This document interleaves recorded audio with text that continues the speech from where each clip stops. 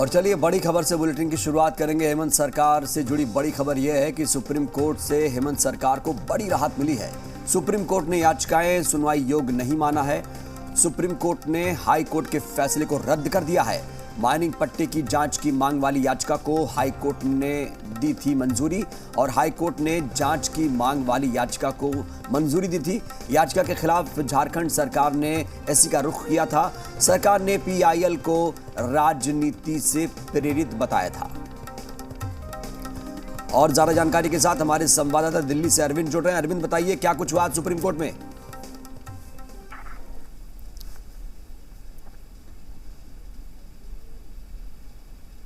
अरविंद, क्या आपको आवाज आ रही है? चलिए अरविंद से मैं जुड़ूंगा। और इस वक्त हमारे मनीष मेहता रेजिडेंट एडिटर जुड़े हुए हैं। इन्हें देखिए, घर से ही सोप मैन्युफैक्चरिंग करते हैं और महीने का 1 लाख कमाती हैं। आप भी सोप मैन्युफैक्चरिंग करना चाहते हो? इनसे सीखना है तो फ्रीडम ऐप को अभी डाउनलोड कीजिए। मनीष जी, इस फैसले को कैसे देखा जाए और सुप्रीम कोर्ट ने हाई कोर्ट के फैसले को रद्द कर दिया?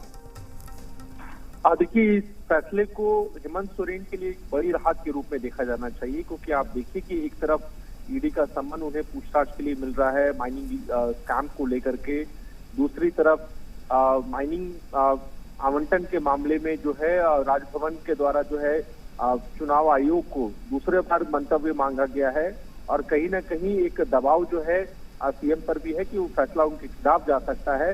लेकिन इस बीच सुप्रीम कोर्ट ने ये फैसला दिया है, इसे ये बड़ी राहत के रूप में इसलिए देखा जा रहा है समरुद्दीन, क्योंकि आप देखिए कि सुप्रीम कोर्ट ने कहा है कि जो हाई कोर्ट में जो पीआईएल दाखिल की गई थी, ये पीआईएल सुनवाई योग्य ही नहीं है। और जैसे ही सुप्रीम कोर्ट का ये फैसला आया है, इसके बाद झारखंड मुक्ति मोर्चा कैंप जो है वो काफी ज्यादा उत्साहित है और उनका ये कहना है कि उन्हें वे बार बार इस चीज को कह रहे थे कि हमें जानबूझ करके परेशान किया जा रहा है, राज्य सरकार को अस्थिर करने की साजिश रची गई थी। और आज सुप्रीम कोर्ट ने जो न्याय दिया है, ये जो है एक हमारे लिए एक बड़ी राहत है। और आने वाले दिनों में अब सुप्रीम कोर्ट के फैसले के आधार पर झारखंड मुक्ति मोर्चा और जो महागठबंधन के जो दल में जो शामिल है, वो अपनी रणनीति जो है वो और तेज करेंगे और बीजेपी पर और हमला जो है वो तल्ख करेंगे। लेकिन इस बीच ये पूरा मामला मंजूर किया था हाईकोर्ट की तरफ से, उसको हेमंत सोरेन और झारखंड सरकार ने सुप्रीम कोर्ट में चैलेंज किया था। और झारखंड सरकार और हेमंत सोरेन दोनों का यह कहना था कि हाईकोर्ट में जो याचिका डाली गई है, तो हेमंत सरकार से जुड़ी बड़ी खबर, हेमंत सरकार को सुप्रीम राहत मिली है। आपको बता दें, सुप्रीम कोर्ट से हेमंत सरकार को बड़ी राहत मिली है। सुप्रीम कोर्ट ने कहा है कि याचिकाएं सुनवाई योग्य ही नहीं है। आपको बता दें, खनन लीज मामले में लगातार इन पर आरोप लगते रहे हैं और जिस तरीके से हाई कोर्ट का जो फैसला था उसे भी सुप्रीम कोर्ट ने सर्वोच्च न्यायालय ने रद्द कर दिया है। तो कुल मिलाकर कहा जा सकता है कि जिस तरीके से सरकार फंसी हुई थी पूरे मामले में और हाई कोर्ट का फैसला उनके गले की फांस बनता हुआ नजर आ रहा था, कुल मिलाकर थोड़ी सी यहां पर हेमंत सरकार को राहत मिलती हुई नजर आ रही है। सुप्रीम कोर्ट से हेमंत सरकार को बड़ी राहत मिली है और जो जो पिटिशंस लगाई गई थी सुप्रीम कोर्ट में, उसे सुप्रीम कोर्ट ने रद्द कर दिया है। हाई कोर्ट के फैसले को भी रद्द कर दिया है। यानी कुल मिलाकर बहुत बड़ी राहत। और हमारे संवाददाता मिथिलेश ठाकुर जुड़े हैं। तो हमारे साथ मंत्री मिथिलेश ठाकुर हमारे साथ जुड़ चुके हैं। मिथिलेश जी, इस फैसले को आप कैसे देखते हैं? सर, आप क्या पहला रिएक्शन जानना चाहूंगी। सबसे पहले आपको भी बधाई, आप लोगों ने भी बहुत जनता को सच्चाई दिखाने का काम किया और जो भी तथ्य थे, वास्तविक तथ्य थे, उससे जनता को अवगत कराने का काम किया। और हम पहले ही हमारे माननीय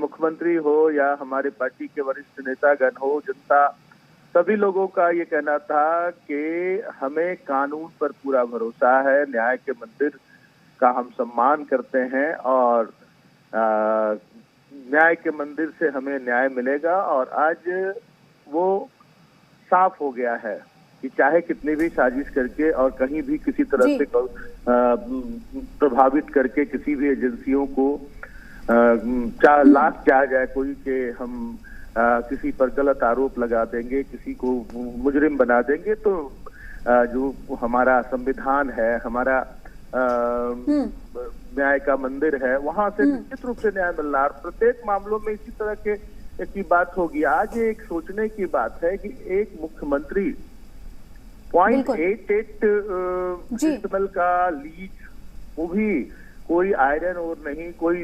वैसा मिनरल नहीं, एक पत्थर जो घर बिल्डिंग मटेरियल जो घर बनाने के काम आता है, ये इस पर इतना बड़ा एक बवाल हो जाना और उसको भी के अपनी गलती को मानते हुए अपना उसको सरेंडर कर देना।